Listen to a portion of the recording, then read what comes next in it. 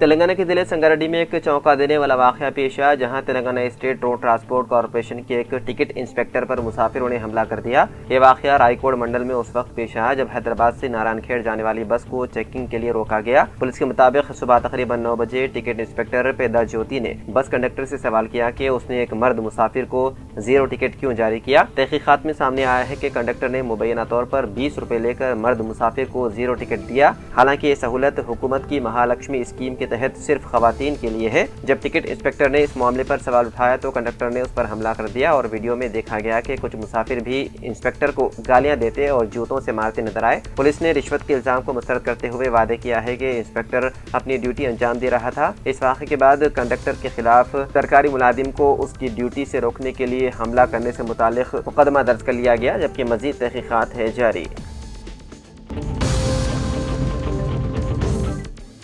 مرکزی حکومت نے یکم مئی سے commercial L P G cylinder کی قیمت میں 993 روپے کا اضافہ کیا ہے۔ ساتھ ہی 5 کلو گرام والے free trade L P G cylinder کی قیمت میں بھی اضافہ کر دیا گیا ہے۔ 5 کلو گرام والے ایل پی جی سلنڈر کو چھوٹو سلنڈر کے نام سے جانا جاتا ہے، جس کی قیمت میں 261 روپے کا اضافہ کیا گیا۔ گزشتہ ماہ بھی commercial L P G cylinder کی قیمت کے ساتھ چھوٹی سلنڈر کی قیمت بھی بڑھائی گئی تھی۔ یکم اپریل 2026 کو چھوٹو سلنڈر کی قیمت میں 51 روپے کا اضافہ ہوا تھا، لیکن اس بار 261 روپے کا بڑا اضافہ کر دیا گیا۔ اس اضافے کے بعد دہلی میں چھوٹو سلنڈر کی قیمت 549 روپے سے بڑھ کر 810 روپے ہو گئی ہے۔ وہیں دوسری طرف کانگریس نے لوگوں کی توجہ اس طرف دلائی کہ رواں سال یعنی کہ 4 ماہ میں ہی مودی حکومت نے commercial L P G cylinder کی قیمت میں 1518 روپے کا اضافہ کر دیا ہے۔ ابھی سال کے 8 ماہ باقی ہے۔ سوشل میڈیا پوسٹ کے آخر میں کانگریس نے یہ بھی لکھا کہ مودی کی وصولی جاری ہے۔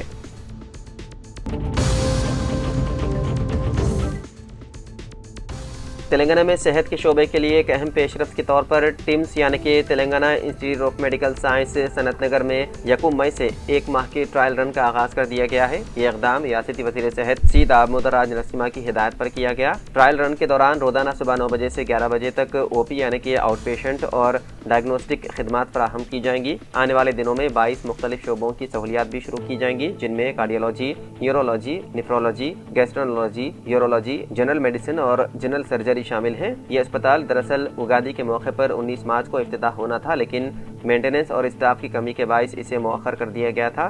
اس منصوبے میں تعمیراتی کام، آلات کی تنصیب اور عملے کی تعیناتی میں تاخیر بھی سامنے آئی ہے۔ اطلاعات کے مطابق اسپتال میں تقریباً 450 افراد پر مشتمل عملہ تعینات کیا جائے گا، جن میں ڈاکٹرز اور نرسز شامل ہیں، اور انہیں عارضی طور پر دیگر سرکاری اسپتالوں سے طلب کیا جائے گا۔ یہ اسپتال تلنگانہ حکومت کے اس منصوبے کا حصہ ہے جس کا مقصد حیدرآباد کے بڑے اسپتالوں میں بوجھ کم کرنا اور عوام کو بہتر سپر اسپیشلٹی طبی سہولیات فراہم کرنا ہے۔ اس کے علاوہ اسی طرز پر 2 اور ٹیمز اسپتال الوال اور ایل بی نگر میں بھی قائم کیے جا رہے ہیں، تاکہ شہر کے شمالی اور مشرقی علاقوں میں رہنے والے افراد کو بہتر طبی سہولیات میسر آ سکیں۔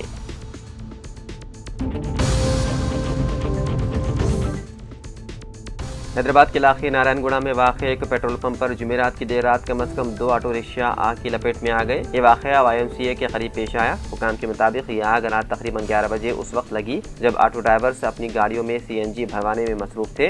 واقعے میں 2 آٹو ڈرائیورز معمولی زخمی ہو گئے، جنہیں قریب اسپتال منتقل کیا گیا۔ خوش قسمتی سے کوئی جانی نقصان نہیں ہوا۔ فائر ڈپارٹمنٹ نے فوری طور پر کارروائی کرتے ہوئے ایک فائر انجن کی مدد سے آگ پر قابو پا لیا۔ مزید تحقیقات جاری ہے تاکہ آگ لگنے کی اصل وجہ معلوم کی جا سکے۔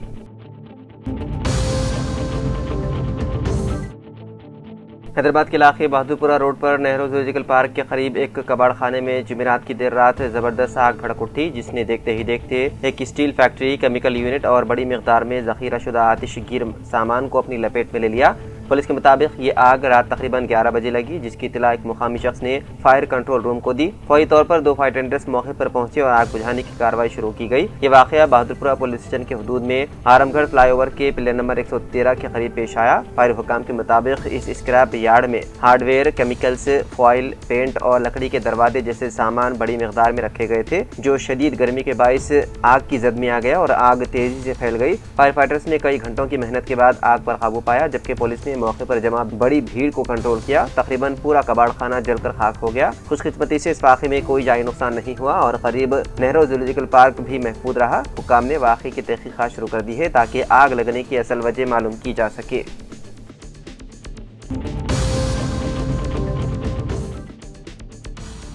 बरेली ट्रेन में बिहार के एक नौजवान आलिम दीन मौलाना तौसीफ रदा मदहरी की दर्दनाक मौत ने सनसनी फैला दी, जहां उन्हें मुबैना तौर पर हुजूमी तशद्दुद का निशाना बनाकर चलती ट्रेन से फेंक दिया गया। 30 साला मौलाना जो जिले किशनगंज के रहने वाले और सीवान में इमाम मदरसे के उस्ताद थे, 26 अप्रैल को बरेली में ताजुश शरिया के उर्स में शिरकत के बाद वापस लौट रहे थे कि यह वाक़या पेश आया। उनकी नाश रेलवे पटरियों के करीब मुश्तबा हालत में मिली, जबकि रेलवे हुक्काम ने उसे हादसा करार दिया, जिसे घर वालों ने सख्ती से मुस्तरद कर दिया। वाक़े के दौरान मौलाना ने अपनी अहलिया तबस्सुम खातून से फोन पर राब्ता करके बताया कि कुछ अफराद उन्हें बेरहमी से मार रहे हैं। वीडियो कॉल के दौरान वो मदद के लिए पुकारते रहे, मगर किसी मुसाफिर ने मुदाखलत नहीं की। अहलिया के मुताबिक हमलावर उन्हें चोर करार दे रहे थे। हालांकि मौलाना ने अपनी शनाख्त वादे करते हुए किताबें और बैग भी दिखाया, लेकिन उसके बावजूद उन्हें शदीद तशद्दुद का निशाना बनाया गया। उनकी अहलिया ने दावा किया है कि वीडियो कॉल में साफ देखा जा सकता है कि मुल्जिमान उन्हें घसीट रहे थे और पीट रहे थे, जिसके बाद उन्हें ट्रेन से फेंक दिया गया। उनका कहना है कि ये महज हादसा नहीं बल्कि एक मंसूबेबंद कत्ल है।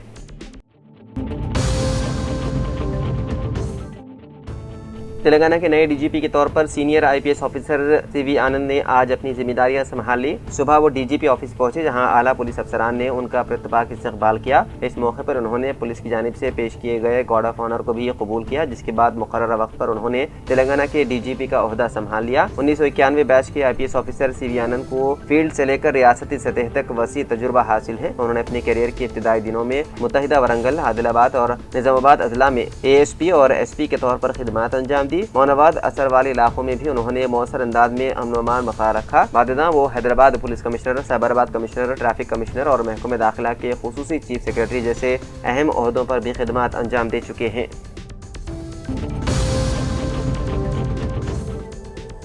तेलंगाना हाई कोर्ट ने हैदराबाद में वाक़े सलकम चेरू झील पर मुबैना गैर कानूनी तामीरात के मामले में सरकारी हुक्काम की कारकर्दगी पर सख्त नाराजगी जाहिर की। जस्टिस NV श्रवण कुमार ने इस बात पर तशवीश का इजहार किया कि साल 2005 से तामीराती सरगर्मियां जारी होने के बावजूद हुक्काम ने ना तो इजाजतनामों की तस्दीक की और ना ही कोई कार्रवाई की। अदालत ने खास तौर पर barrister Fatima Owaisi educational institute से मुंसलिक तामीरात का भी जिक्र किया। अदालत ने यह भी याद दिलाया कि सुप्रीम कोर्ट ऑफ इंडिया वादे हिदायत दे चुकी है कि झीलों, सड़कों, फुटपाथ और रेलवे लाइनों पर कायम गैर कानूनी ढांचों को मस्मार किया जाना चाहिए।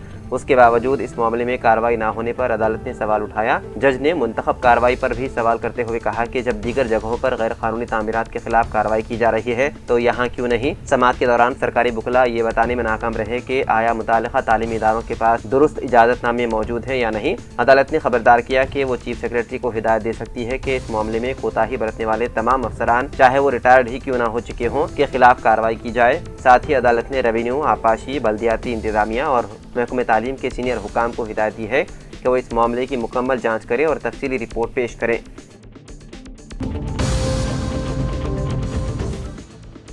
महकमे इमारत व शुआरे के स्पेशल चीफ सेक्रेटरी विकास राज ने उस्मानिया जनरल अस्पताल की नई इमारत के तामीरी कामों का जायजा लिया। उन्होंने कोशा महल में प्रोजेक्ट के पेशरफ्त पर ओहदेदारों और इंजीनियर से बातचीत की। तामीराती एजेंसी के ओहदेदारों ने विकास राज को तामीरी पेशरफ्त से वाकिफ करवाया। उन्होंने कहा कि दिसंबर साल 2027 तक उस्मानिया यूनिवर्सिटी की नई इमारत का काम मुकम्मल कर लिया जाएगा। उन्होंने एजेंसियों को तयक़ुन दिया कि हुकूमत की जानिब से तमाम दरकार मंजूरियों ग्रीन चैनल के जरिए दी जाएगी ताकि तामीरी काम मुकर्रर मुद्दत में तकमील हो। उन्होंने ओहदेदारों से कहा कि तामीर की मौजूदा रफ्तार को बरकरार रखा जाए ताकि मुकर्रर मुद्दत में प्रोजेक्ट की तकमील हो। विकास राज ने प्रोजेक्ट के मुख्तलिफ पहलुओं का जायजा लेते हुए ओहदेदारों को तजावीज़ पेश की। इस मौके पर commissioner GHMC RV Karnan, special secretary RNBP प्रबंधिया, chief engineer Rajeshwar Reddy, zonal commissioner GHMC G संतोष, साउदर्न पावर डिस्ट्रीब्यूशन कंपनी के managing director Jitesh V Patil, additional director medical education doctor N वानी, मेल कंपनी के प्रोजेक्ट डिवीजन के तहत गोवर्धन रेड्डी, प्रोजेक्ट के chief general manager V Srinivas मौजूद थे।